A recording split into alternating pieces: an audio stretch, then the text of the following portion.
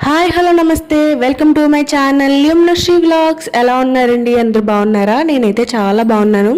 చాలా డేస్ అయిపోయిందండి video shoot చేసి, అందుకే ఇవాళ ఒక మంచి వీడియోతో వచ్చేసాను అనమాట. మా మరిది గారు వాళ్ళది పోస్ట్ వెడ్డింగ్ ఫోటోషూట్కి మేము కాకినాడ వెళ్తున్నామండి. మాకు ఇక్కడ కాకినాడ దగ్గర అనమాట. ఫోటోషూట్ అంటే తెలిసిందే కదండి, ఏ టైంకి వెళ్ళి ఏ టైంకి వస్తామో కూడా తెలీదు. మేమైతే పెద్దవాళ్ళం బయట ఏదో ఒకటి తినేస్తాము, కానీ నాతో గనిష్క ఉంది కదా, సో గనిష్క కోసం నేను ఇంట్లో ఫుడ్ ప్రిపేర్ చేసి తీసుకువెళ్తున్నానండి. ఆ రెసిపీని మీ అందరితో షేర్ చేసుకుందాం అనుకుంటున్నాను. 1.5 year బేబీకి మనం బయటికి వెళ్ళినప్పుడు ఏమేమి ఫుడ్ పెట్టచ్చు ఈ వీడియోలో చెప్తాను. ఫస్ట్ రైస్ వండేసుకున్నానండి. రైస్లోకి పప్పు బీరకాయ చేశాను అనమాట. గనిష్కకి పప్పు అంటే చాలా ఇష్టం అండి.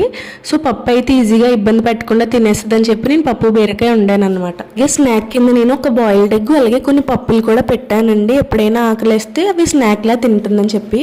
అప్పుడు మనం బయట నుంచి ఏం కొనాల్సిన అవసరం ఉండదు అనమాట. బిస్కెట్స్ చాక్లెట్స్ అవి అనవసరంగా జంక్ వాళ్ళకి అలవాటు అవ్వకుండా ఉంటుంది. వీటితో పాటు మోస్ట్ ఇంపార్టెంట్గా తీసుకువెళ్ళాల్సింది వాటర్ అండి.